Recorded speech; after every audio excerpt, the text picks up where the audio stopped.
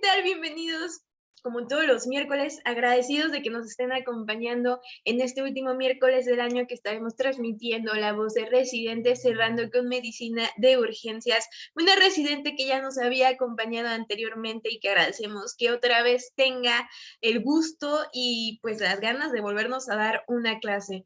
Antes de comenzar, me gustaría recordarles en qué consiste la dinámica. Tenemos una doctora invitada quien está realizando una exposición o, como a mí me gusta verlo, una clase de alrededor de 25 a 30 minutos. Terminando su clase, tendremos la intervención de nuestro doctor mentor, el doctor Reinaldo Reyes, que tiene bastante experiencia en el área de urgencias, a quien presentaré un poquito más adelante para tener su intervención. El tipo de intervención que él tendrá es para aconsejar, comentar, felicitar, lo que vea necesario. Al final del día, estas pláticas van especialmente dirigidas a residentes, así que hay que verlo como una manera, pues, de enseñar. Les recordamos que estamos en vivo de dos maneras diferentes. Una es por Zoom, y si usted nos está viendo de esta manera y gusta preguntar, comentar o felicitar, hay que hacerlo en la parte del chat o de preguntas y respuestas. Por si lo contrario, usted nos está viendo por Facebook, porque también estamos en vivo en la página de Yo Soy Médico 17. Puede hacer la parte de comentarios, o si solamente gusta poner un like o un me encanta, pues también son súper bienvenidos. Vamos a concluir este webinario con conclusiones de la doctora o consejos para sus compañeros residentes, si así ella lo ve conveniente. También me gustaría recordarles que tenemos diferentes especialidades a lo largo de la semana. De lunes a viernes tenemos diferentes, así que usted decide realmente qué es lo que quiera aprender hoy.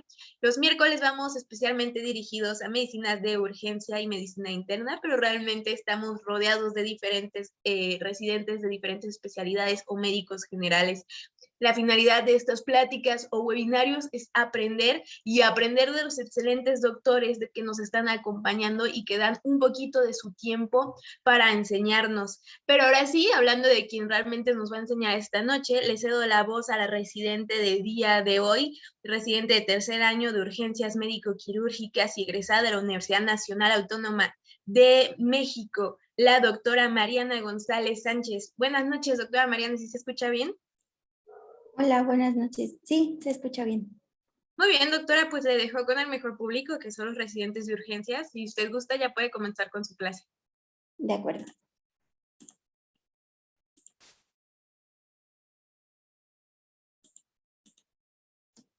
Bueno, buenas noches. Como ya me hicieron favor de presentarme, soy la doctora Mariana González Sánchez. Soy residente de tercer año de urgencias médico-quirúrgicas, actualmente en la sede Hospital General, en el Hospital General de Zona número 1 en Tepic, Nayarit. El día de hoy, nuestro tema va a ser estatus epiléptico enfocado en el área de urgencias. Bueno, como una breve introducción, vamos a hacer el breve comentario que anteriormente el término de convulsión tenía dos términos o dos variantes. La primera era cuando una convulsión se consideraba breve, era porque tiene una duración menor a 5 minutos.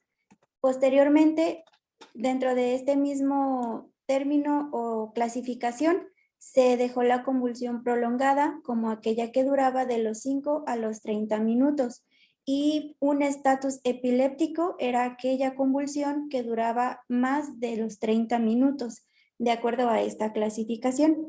Sin embargo, esta clasificación o este tiempo de duración dejó de utilizarse recientemente a partir de 2016 aproximadamente, porque se dio a conocer o se empezó a ver que entre más tiempo se dejaba que durara el estado convulsivo, mayor era el daño neurológico que podían presentar los pacientes. Entonces no se podía considerar ya un estatus epiléptico como aquel que durara más de 30 minutos y se acortó el tiempo para nuestra definición, dejando así entonces actualmente nuestro estatus epiléptico va a ser como definición una crisis convulsiva que nos dure más de 5 minutos o la presencia de 2 o más crisis convulsivas que no tengan recuperación del estado de alerta entre cada una de ellas. Entonces, esa va a ser nuestra definición de estatus epiléptico. Dentro del estatus epiléptico tenemos otras dos variantes. Uno es el estatus epiléptico refractario, que va a ser aquella crisis que persista por más de 60 a 90 minutos una vez iniciada la terapia inicial del manejo del estatus. Y el otro es nuestro estatus epiléptico suprarrefractario.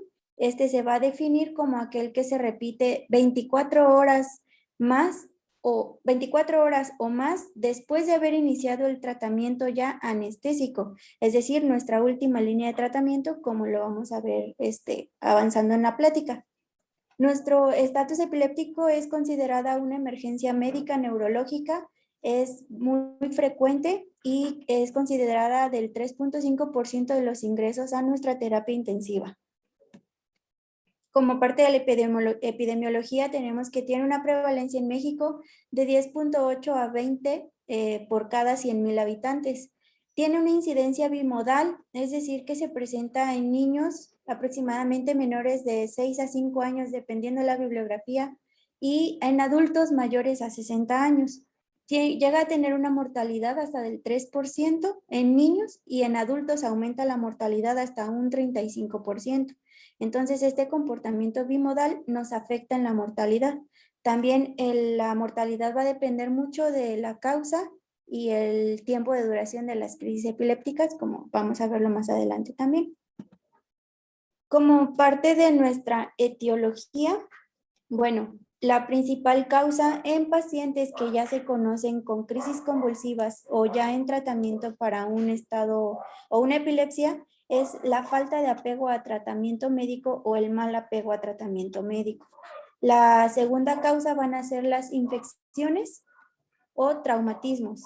En caso de los pacientes que no se conocían previamente con una patología convulsiva o epilepsia y que no estaban en tratamiento, la primer causa de un estatus epiléptico o crisis convulsivas van a ser los traumatismos cráneoencefálicos y dentro del traumatismo cráneoencefálico está más asociada la hemorragia intraparenquimatosa o las hemorragias subaracnoideas. Otra de nuestras etiologías para el descontrol o nuestra presentación de un estatus epiléptico van a ser los desequilibrios hidroelectrolíticos, deshidratación y, como ya les comentaba, las infecciones. Nuestro pronóstico cuando se nos presenta una crisis convulsiva o un estatus epiléptico va a tener 3 determinantes para nosotros saber qué pronóstico va a tener ese paciente. Primero, etiología. ¿Qué fue lo que le desencadenó y qué lo llevó a ese estatus epiléptico? Como ya lo comenté, no va a ser lo mismo un paciente que ya se conocía previamente con estatus epiléptico y en tratamiento, que nada más haya tenido mal apego al tratamiento médico, a un paciente que haya tenido un traumatismo cráneoencefálico, que este traumatismo le haya condicionado una hemorragia intraparenquimatosa, que eso sea lo que le esté condicionando el estatus epiléptico. Y bueno, en caso de las infecciones y los desequilibrios, pues suelen tener un mejor pronóstico, dado que una vez tratada la causa, pues se puede corregir el descontrol de las crisis convulsivas. Otro de nuestros criterios para nuestro buen o mal pronóstico va a ser la edad. Como les comenté, el estatus tiene una presentación bimodal, es decir, lo podemos presentar desde niños de 6 a 5 años o menores y en los adultos mayores a 60 años. En los adultos tiene un peor pronóstico, puesto que las etiologías que se llegan a presentar y a desencadenar el estatus epiléptico suelen ser infecciones o desequilibrios hidroelectrolíticos. Pero por la edad, el cerebro tiene menos capacitancia o menos poder de regulación, entonces suelen tener más secuelas y tienen peor pronóstico una vez pasado el estatus epiléptico. Y la otra va a ser nuestro tiempo de duración. Es por eso que el criterio para la definición de estatus epiléptico cambió, porque ya no podíamos dejar a una crisis convulsiva hasta 30 minutos, dado el daño neurológico que se llegaba a presentar. Entonces, entre más tiempo de duración tenga el estatus epiléptico sin una atención adecuada o un cese de estas crisis convulsivas, peor va a ser el pronóstico para nuestro paciente. Bueno, como un breve recordatorio de la fisiopatología, como parte de los mecanismos, nosotros tenemos neurotransmisores que llegan a comportarse como excitatorios o inhibitorios. Nuestro primer neurotransmisor excitatorio en el sistema nervioso central es el glutamato, como ya lo sabemos la mayoría, y nuestro primer neurotransmisor inhibitorio es el GABA. Dentro de la fisiopatología, a grandes rasgos lo que va a pasar es que va a haber un aumento de la excitabilidad neuronal, es decir, va a haber constantemente despolarización de las membranas presinápticas. Esto nos va a hacer liberación de sodio y calcio, que son los principales iones relacionados con la despolarización de la membrana, y a su vez nos va a hacer liberación del glutamato, que es nuestro principal neurotransmisor excitatorio. Esto va a ser algo dependiente o nos va a dar los canales que son dependientes de ionotrópicos y los metabotrópicos. Los canales ionotrópicos son aquellos que dependen de los iones, y los metabotrópicos son aquellos que son como activados por medio de segundos mensajeros o receptores. Entonces va a haber una disregulación entre este tipo de inhibidores y excitadores. Vamos a tener una mayor excitabilidad de la célula con mayor liberación de sodio y calcio, por lo cual va a haber mayor excitabilidad, va a haber mayor liberación de glutamato. El calcio nos va a mantener las vesículas liberadoras constantemente liberando los neurotransmisores excitatorios, y esto pues nos va a llevar al descontrol. Y como parte del ciclo vicioso de esta fisiopatología, vamos a tener que nuestros neurotransmisores inhibitorios, como son el GABA y los iones que participan, que es el cloro y el potasio, van a estar inhibidos o disminuidos en su función, y esto se va a deber a varias causas. La primera es que por la constante excitación que hay en la célula y en la membrana presináptica, vamos a empezar a tener disminución de ATP, que es la primera causa.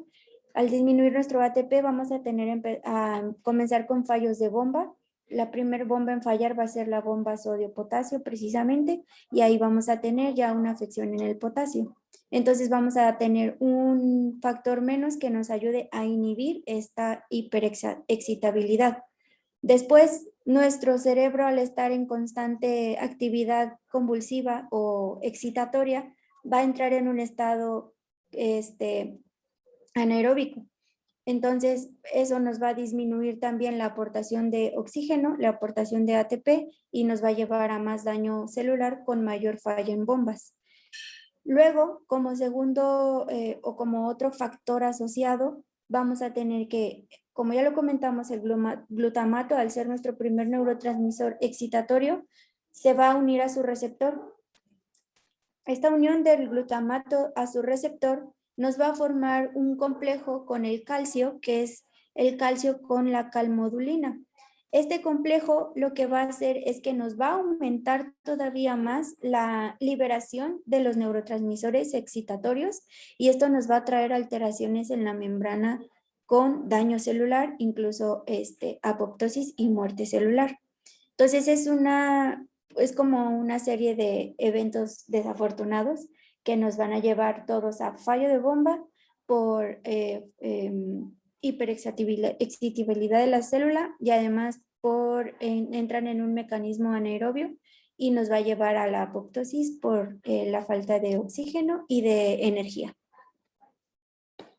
Bueno, como parte de nuestro abordaje inicial, hablando específicamente en el servicio de urgencias, vamos a tener que, el paciente que nos llega a urgencias, vamos a tener que abordarlo como cualquier paciente grave, y es un paciente crítico. Entonces vamos a empezar con nuestro ABCDE.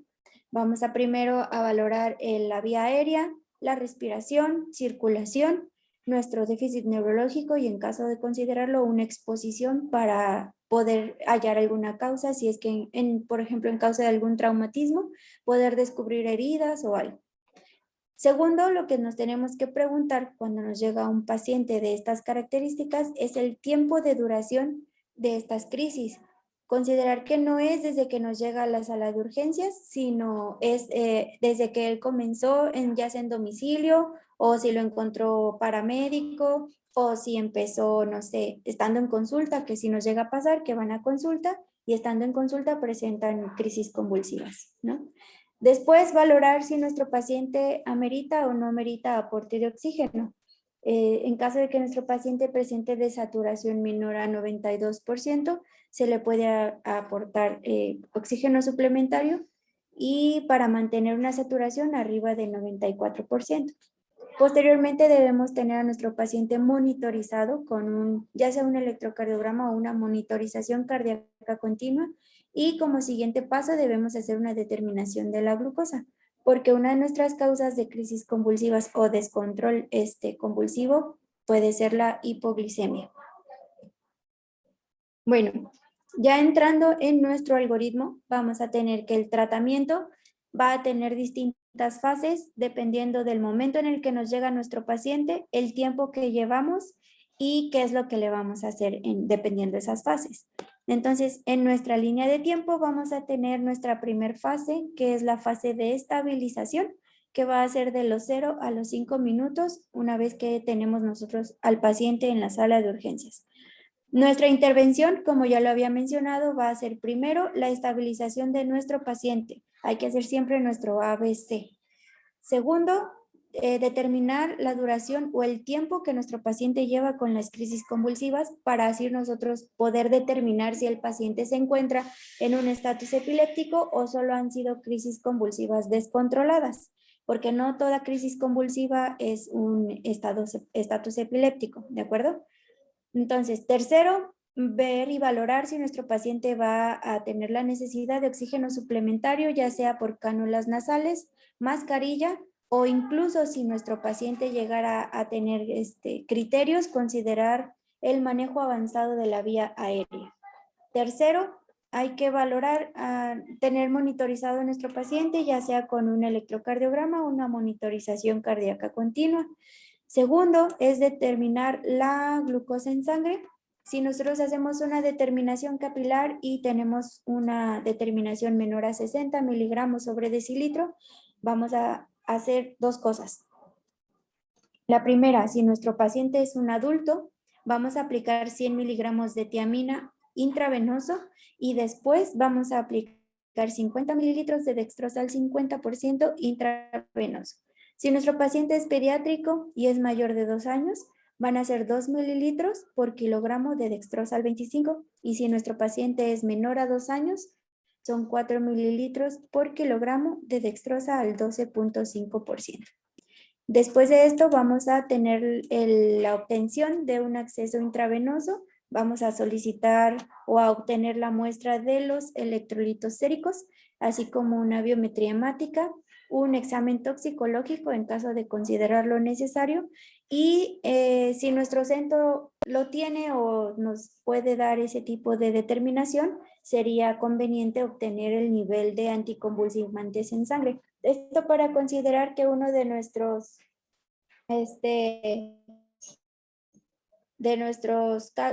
causas no sea el mal apego o una mala dosificación del medicamento de nuestro paciente. ¿De acuerdo? Luego, en nuestra siguiente línea de tratamiento vamos a tener la segunda fase, que es nuestra fase de terapia inicial, que esta se da de los 5 a 20 minutos después de nuestra fase inicial, que son los 0 a 5 minutos, una vez con nuestro paciente en sala.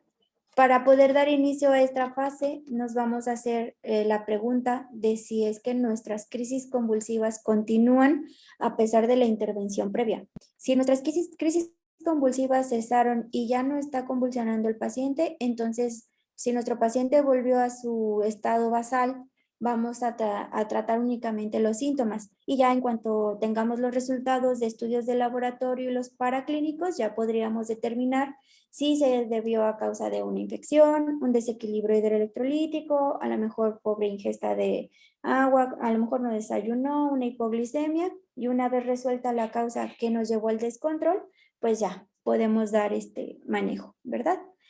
Esa es una. Luego, si nuestras crisis convulsivas no se dieron y continúan, entonces sí nos vamos a nuestra primera línea de tratamiento para las crisis convulsivas. Las benzodiazepinas son los medicamentos ideales para el inicio del tratamiento. Tienen un nivel de evidencia A Y nuestra guía nos dice que vamos a escoger uno de los siguientes medicamentos que nos dicen. El primero va a ser el midazolam intramuscular. Sí, por ejemplo, este es muy, en caso de que todavía no podamos obtener una vía intravenosa, tenemos la opción de poder aplicar midazolam intramuscular a dosis de 10 miligramos para los pacientes mayores a 40 kilogramos o 5 kilogramos para los pacientes que están entre 40 a 13 kilogramos en dosis única. Esto es muy importante. La guía nos menciona el número de veces que tú puedes repetir tu tratamiento si es que uno no te funcionó, y el midazolam intramuscular se aplica en dosis única con nivel de evidencia A. Nuestra siguiente línea de tratamiento sería el lorazepam intravenoso, de 1 kilogramo dosis, máximo 4 miligramos dosis, y se puede repetir la dosis una vez más. O sea, aplicas la primera dosis en caso de que tu crisis convulsiva no ceda, entonces puedes repetir la dosis una vez más con un nivel de evidencia A también. Y nuestra siguiente línea sería el diazepam intravenoso, que este va a ser de dosis de 0.15 a 0.2 miligramos kilogramo dosis, con un máximo de 10 miligramos dosis, y esta también se puede hacer una nueva repetición de la dosis. Bueno, este es nuestros primeros tratamientos en nuestra primera línea de tratamiento. Como vemos, los tres son benzodiazepinas. Dentro de estas tres, el que ha tenido mejor evidencia o se ha demostrado que tiene mejor respuesta al tratamiento es el lorazepam, pero es lorazepam intravenoso. Lamentablemente no en todos los centros contamos con lorazepam, pero por eso tenemos la opción de poder administrar midazolam o en su defecto diazepam. Ahora, nos dice nuestra guía que si ninguno de las tres opciones previas está, la tenemos disponible, podemos hacer uso de las siguientes. Podemos dar fenobarbital intravenoso, 15 miligramos por kilogramo por dosis en una sola dosis, o puede ser diazepam rectal de 0.2 a 0.5 miligramos, máximo 20 miligramos dosis en una sola dosis también. Como vemos, ya tiene un nivel de evidencia B. Y el midazolam intranasal con también un nivel de evidencia B, ¿de acuerdo? Entonces, este cuadrito de aquí y esta línea de tratamiento es nuestra línea inicial o nuestra primer línea de tratamiento para nuestro paciente que nos llega en un estatus epiléptico. Y recordar, nuestra fase es la fase inicial de la terapia de los 5 a 20 minutos una vez que nosotros tenemos a nuestro paciente.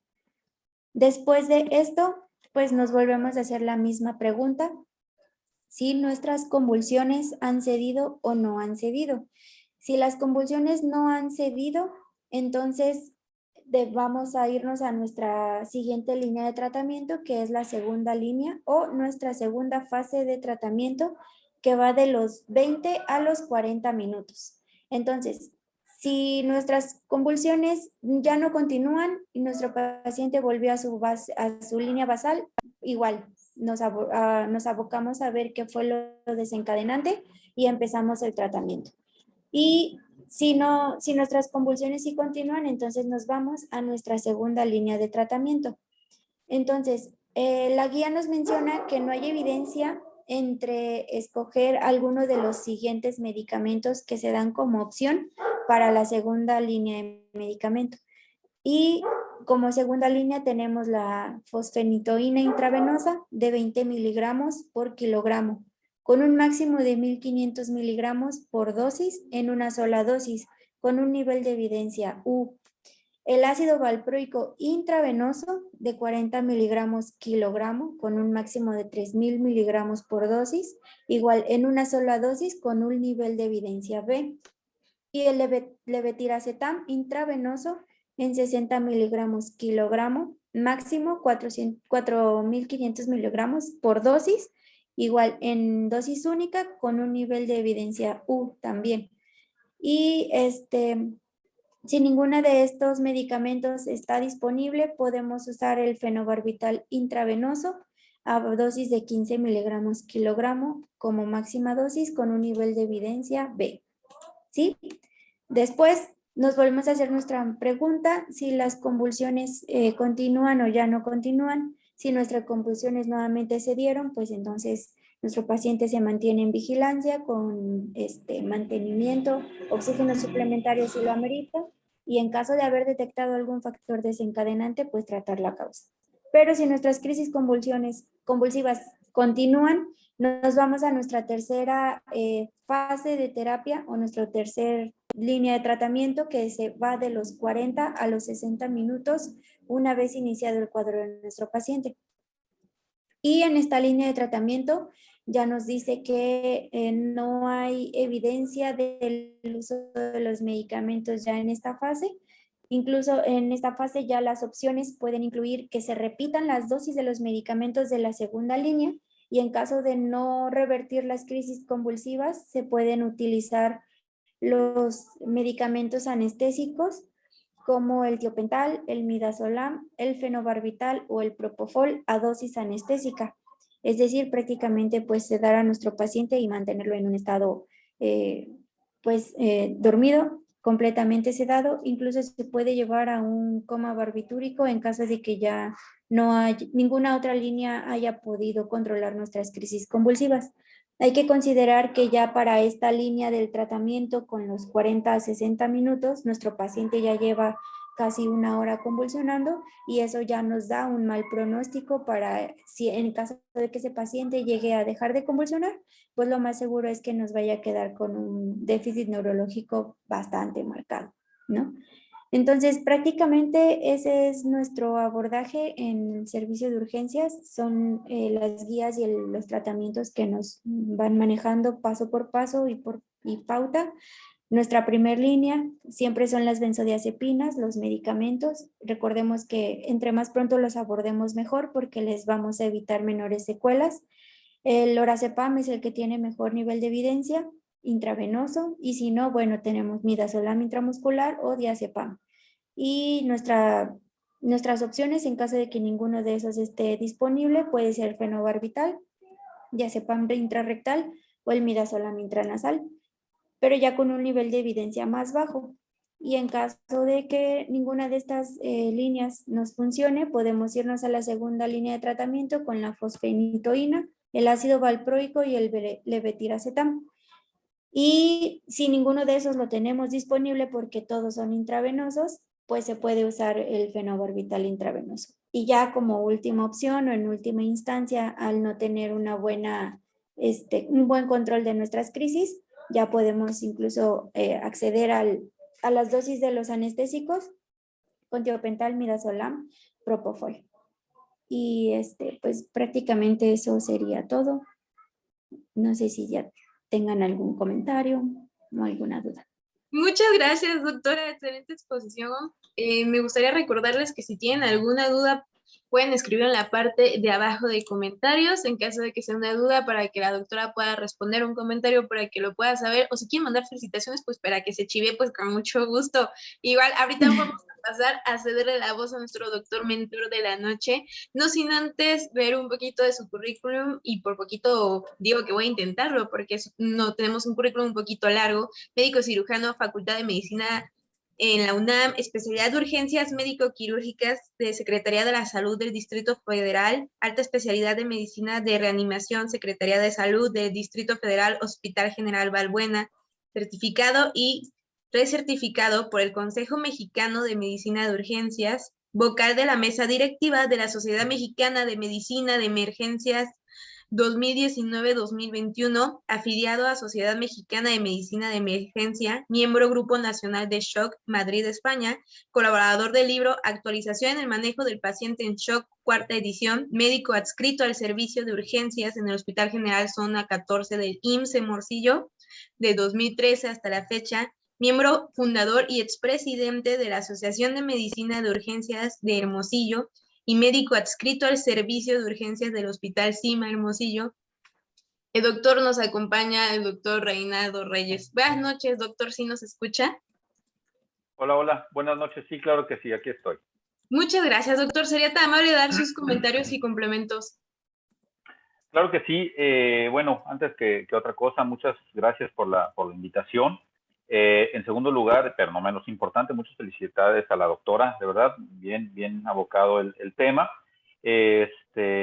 A veces es complicado abordar un tema tan amplio porque no es aparentemente sencillo el diagnóstico, muy evidente, pero a veces se complica un poquitín más de lo que esperábamos, ¿no? El servicio de urgencias, como bien sabemos, o quienes han tenido la oportunidad de estar en el servicio de urgencias, puede presentarse cualquier patología de cualquier área, de cualquier especialidad. Y desafortunadamente, pues como los pacientes no leen los libros, no se presentan de la mejor manera, ¿no? No se presentan como dice el artículo que deberían de presentarse, ¿no? Un paciente así convulsionando, que lleva más de 5 minutos, un estado epiléptico. Pues no siempre es así. Entonces es importante tomar en consideración que todo paciente que llega con un evento convulsivo, una crisis convulsiva, debe ser abordado de manera inmediata, ¿sí? No tenemos que esperar a que cumpla esos criterios de tiempo para ver si es un estado epiléptico o no. Si nosotros abordamos al paciente y damos el tratamiento y a pesar de ello sigue convulsionando o cumple con los criterios de la crisis del estado epiléptico, pues evidentemente tenemos que ir continuando con las líneas de manejo.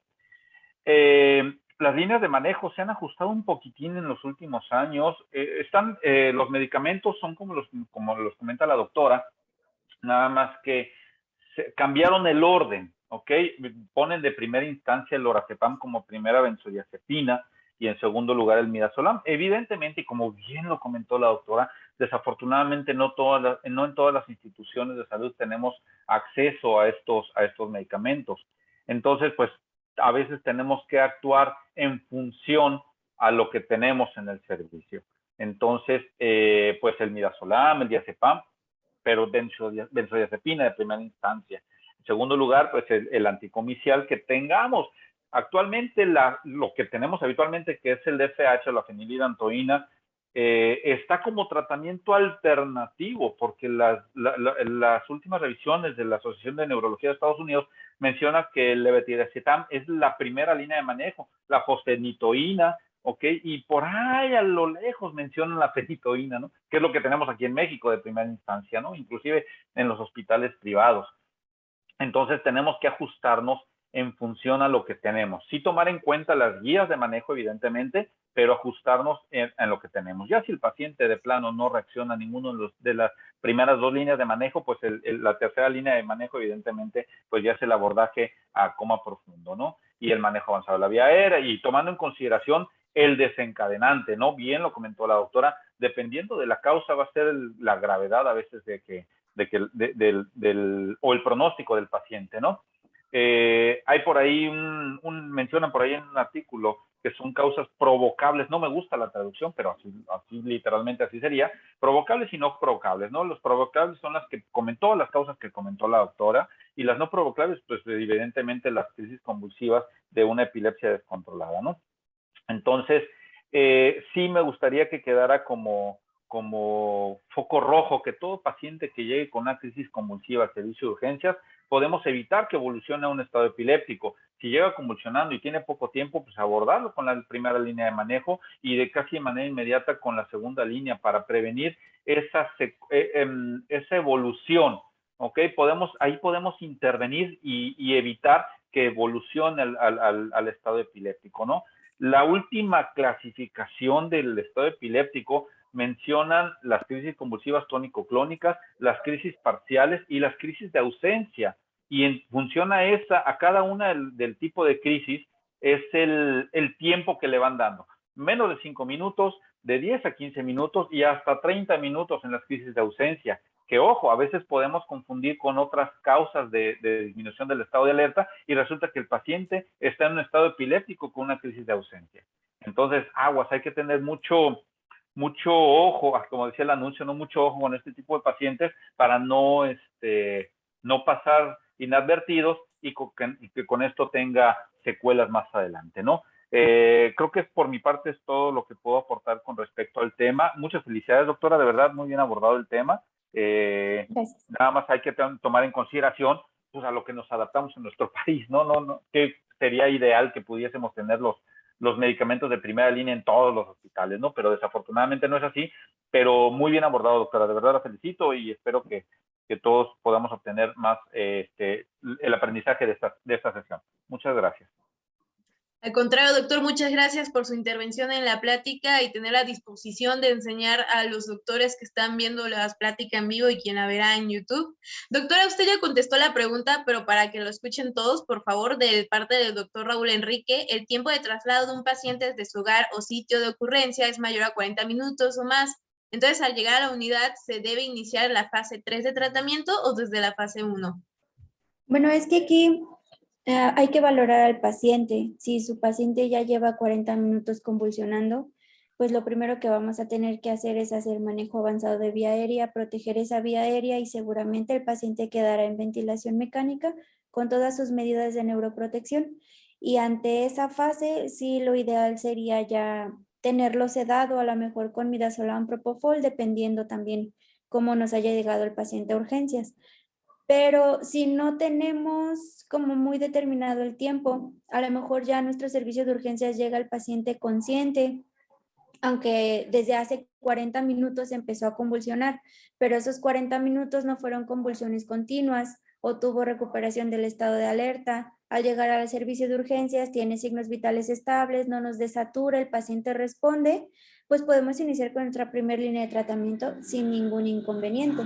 Claro que si ya en nuestra sala de urgencias presenta crisis convulsivas y nos cae en un estatus o pensamos que puede llegar a un estatus epiléptico, igual, primer línea de tratamiento, a menos que el paciente llegue tan inestable que sí nos tengamos que ir hasta la última línea de tratamiento, que sería la sedación con propofol o midazolam, o incluso considerar el coma barbitúrico. Pero es que hay que individualizar al paciente. Muy bien, doctora, excelente. Antes de leer sus felicitaciones o comentarios que estoy viendo, me gustaría si me regala una recomendación para sus compañeros que están en la especialidad de urgencias de residentes. Pues como recomendación y lo que yo siempre les digo a mis residentes en mi sede es que individualicen siempre a su paciente. No porque un paciente ya venga manejado o tratado de algún otro lado, se vayan con lo que ya viene. Hay que empezar de cero, explorarlo, investigar bien. Generalmente a veces ni los familiares tienen la suficiente información, pero aquí lo emocionante y lo bonito de urgencias es que con poquito que tienes, puedes hacer mucho y le puedes salvar la vida e incluso darle una buena calidad de vida a ese paciente.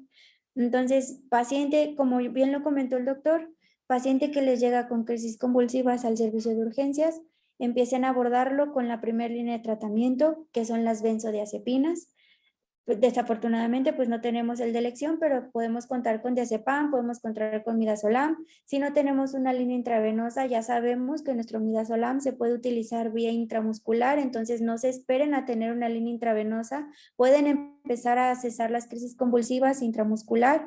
Ya en caso de que no tengan ninguna de esas, bueno, tenemos también el diazepam intrarrectal, también pueden utilizarlo.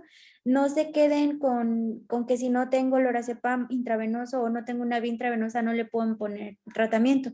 Ustedes aborden a su paciente y si lo consideran y creen necesario, hagan protección de vía aérea y una vez que ustedes resuelvan la causa, su paciente saldrá del desequilibrio de lo que lo llevó al estatus epiléptico.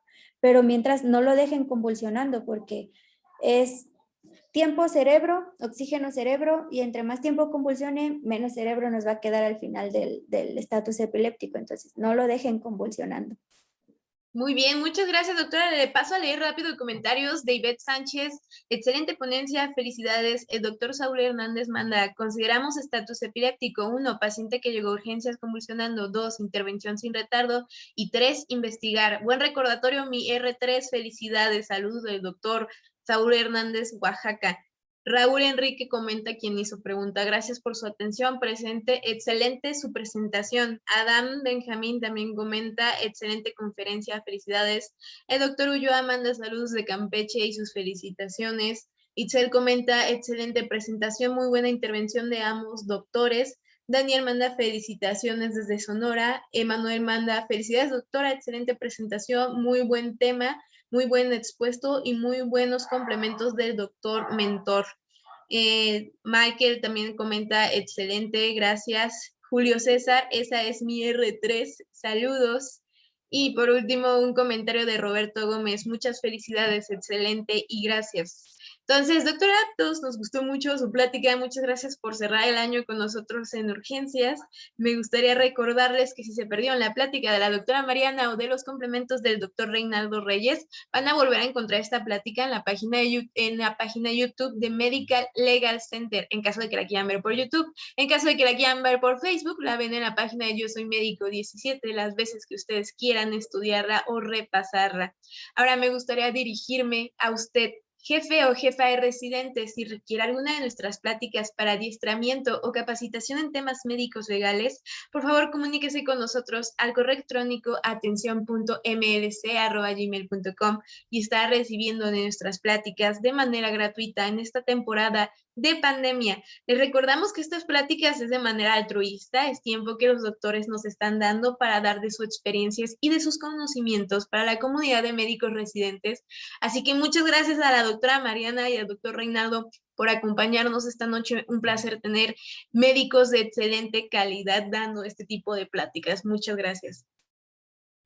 Muchas gracias. A sus órdenes. Buenas noches. Buenas noches. Muchas gracias, doctora Mariana. Muchas gracias. Gracias a ti. Que tengan muy bonita noche. Hasta luego. Igualmente, hasta luego.